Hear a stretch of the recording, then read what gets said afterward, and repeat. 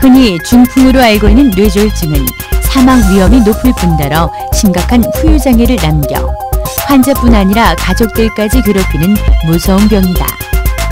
하지만 실제 뇌졸중이 어떠한 병인지에 대해서는 잘 모르는 사람들이 많다.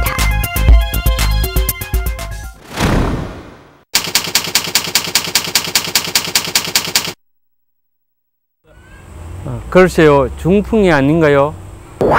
풍이 와서 쓰러지는 병 아니에요? 뇌출혈로 인하여 쓰러지는 병으로 알고 있거든요.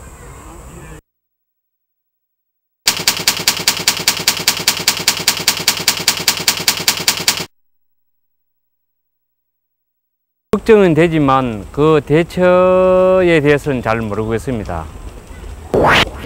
저보다 우리 남편이 걱정이에요. 매일 술, 담배, 요즘에는 자꾸 뒷골이 뻐근하다고 해서. 글쎄 아직 젊어서 생각해 본 적이 없거든요. 지난 10여 년간의 우리나라 사망 원인 통계를 살펴보면 뇌졸중은 사망 원인 2위를 차지하고 있으며 암, 심장병과 함께 3대 주요 사망 원인 중에 하나이며 특히 60세 이상에서는 전체 사망 원인의 3분의 1을 차지하는 매우 중요한 질환이다. 뿐만 아니라 과거 10년 동안 많은 의학의 발전이 있었음에도 우리나라에서 뇌졸중으로 인한 사망률은 전혀 줄지 않고 있으며 60세 이상은 물론이고 40, 50대 성인의 사망과 심각한 신체 장애를 일으키는 중요한 원인이다. 언제 찾아올지 모르는 불청객 뇌졸중. 과연 어떤 모습을 하고 있는 것일까?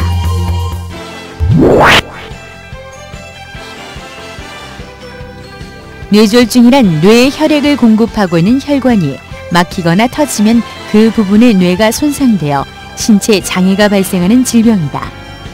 뇌는 수많은 기능을 수행하고 있는데 손상당한 부분의 뇌가 그 기능을 잃게 되어 곧 뇌졸중의 증상으로 나타나게 된다.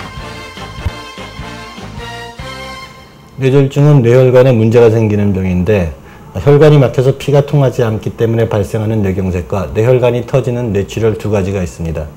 두 가지는 증상은 비슷하지만은 치료법이 완전히 틀리기 때문에 CT나 MRI 등의 적절한 검사를 통해서 확인하는 것이 중요하겠습니다. 뇌경색은 뇌혈관의 동맥경화증이 심해져 혈관 내벽이 상했거나 좁아진 상태에서 응고된 혈액이 혈관을 막게 되어 일어나게 된다. 결국 혈액 공급을 받지 못하게 된 뇌는 치명적인 손상을 입고 여러 가지 증상을 일으키게 되는 것이다. 또한 뇌경색의 일종인 뇌색전증은 혈관에서 생긴 혈전, 핏덩어리나 심장 질환으로 인한 혈전이 혈류를 따라 흐르다가 뇌혈관을 막기 때문에 일어난다.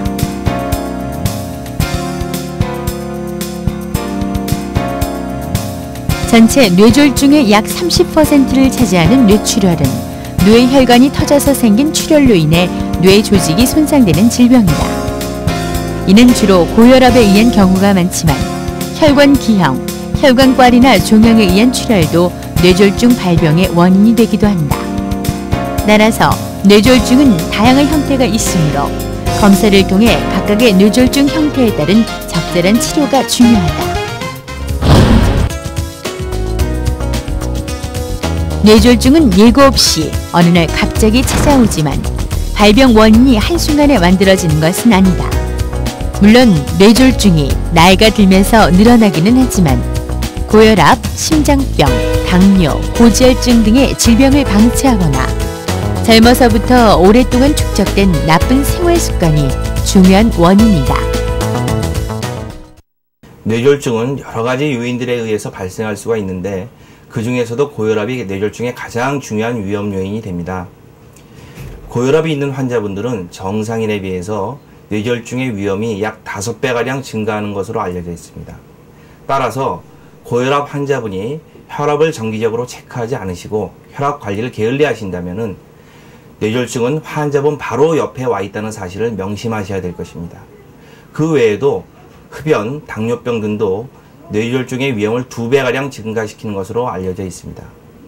이와 같이 뇌졸중의 위험을 증가시킬 수 있는 여러 가지 요인들을 정리해서 살펴보면 다음과 같습니다. 고혈압.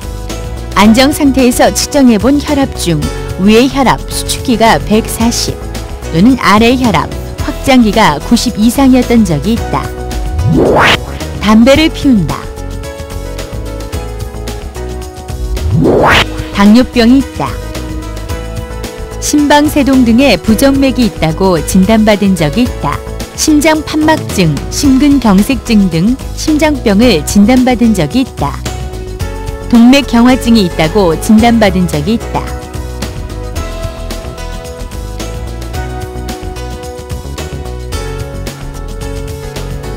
고지혈증이 있다. 과음을 한다. 이러한 질환 혹은 나쁜 생활 습관이 오래 지속되는 경우 뇌졸중이 발생할 위험이 커지게 된다. 뇌졸중의 증상을 알아보도록 하자. 갑자기 한쪽 팔다리에 힘이 빠진다. 몸 반쪽이 남의 살처럼 감각이 둔해지거나 저리는 등 감각 이상이 나타난다. 발음이 어눌해지거나 잘 알아듣지 못하고 엉뚱한 말을 하기도 한다. 또한 걸음걸이가 한쪽으로 쏠리거나 중심을 잘 잡지 못하고 갑자기 심한 두통이나 현기증이 나타난다. 갑자기 한쪽 눈이 안 보이거나 물체가 두 개로 겹쳐 보인다. 앞에서 언급한 것이 뇌졸중의 대표적인 증상들인데 때로는 이러한 증상이 일시적으로 왔다가 사라지는 경우도 있다. 이를 일과성 뇌허혈이라고 하여 곧 심각한 뇌졸중이 올 수 있다는 경고로서 빨리 적절한 진단과 치료를 받도록 해야 한다. 뇌졸중이 다른 병보다 무섭게 다가오는 이유는 바로 환자 혼자만의 고통이 아니라는 점이다. 치료할 것도 다 해보고 식이요법도 다 해보고 그래서 이제 한 쓰러지고 3년 있다가 이제 한 90%는 회복이 됐어요. 그러다가 한 5년 되니까 다시 재발이 오셔가지고 이제 거동을 못 하시게 됐어요. 그 끝을 알 수 없는 뇌졸중이라는 긴 터널에서 환자의 가족들은 오늘도 쉴 수 없는 기도와 한숨을 반복한다.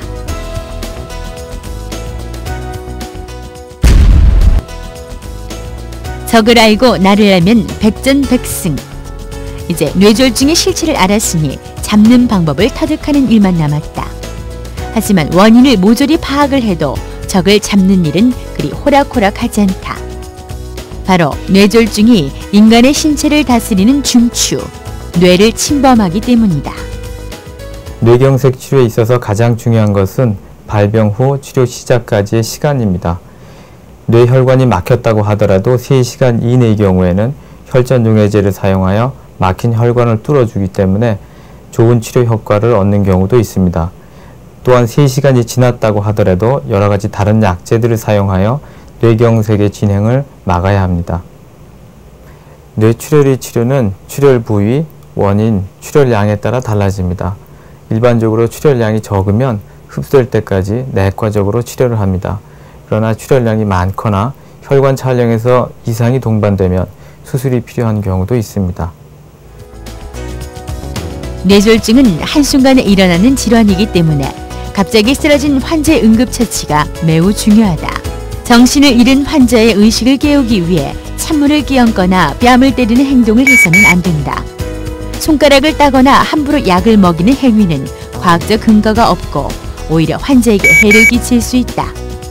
특히 정신을 잃은 환자에게 약을 먹이는 것은 약물이 기도를 막아 질식하거나 또는 폐로 들어가 흡인성 폐렴을 일으킬 수 있기 때문에 더욱 위험하다. 하지만 무엇보다 중요한 것은 바로 환자 가족들이 환자를 침착하게 병원으로 후송하는 것이다. 쓰러진 환자를 곁에 두고 우왕좌왕하다가는 병을 더 키울 수 있다는 것을 명심해야 한다. 무엇보다 우선 대처 요령은 신속한 병원 후송이다. 바로 119에 연락을 하거나 집 근처 가까운 병원 응급실로 최대한 빠른 시간 안에 옮기는 것이 최대의 안전 조치라 할 수 있다.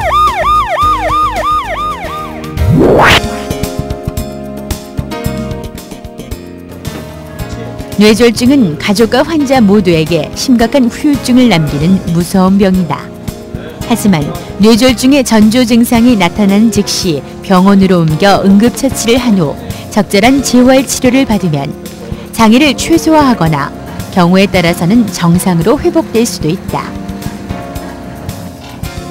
회복 과정은 최소 6개월 이상이라는 긴 시간이 필요하기 때문에 서두르지 말고 의사의 지시에 따라 꾸준히 재활 치료를 받아야 한다.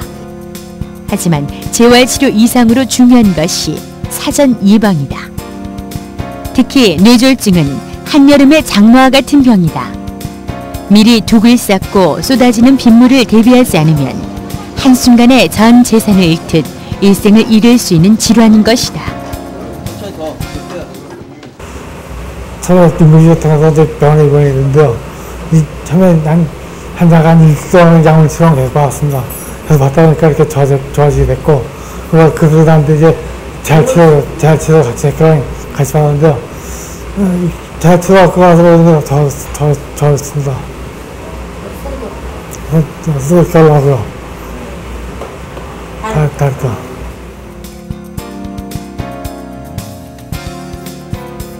혈압 관리를 잘하자. 규칙적으로 혈압을 측정하고 의사와 상담하여 적절한 약물 치료를 받아야 합니다. 담배를 피우지 말자. 담배를 피우고 계십니까? 지금 당장 끊으십시오. 당뇨 치료를 잘하자. 혈당이 높으십니까? 의사 지시에 따라 잘 치료받아야 합니다. 과도한 음주를 삼가자. 건강한 식사 습관을 갖자.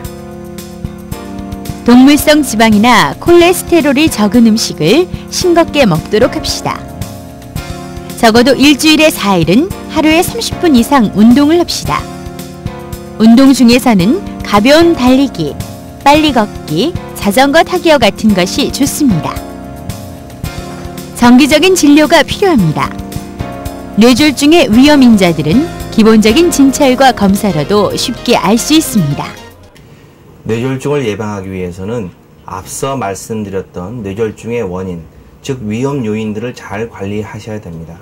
다시 말해서 고혈압이나 당뇨병, 심장질환 등과 같은 뇌졸중의 원인이 되는 질환들을 잘 치료 관리하시고 과음이나 흡연 등과 같은 나쁜 생활 습관을 꼭 고치셔야 합니다.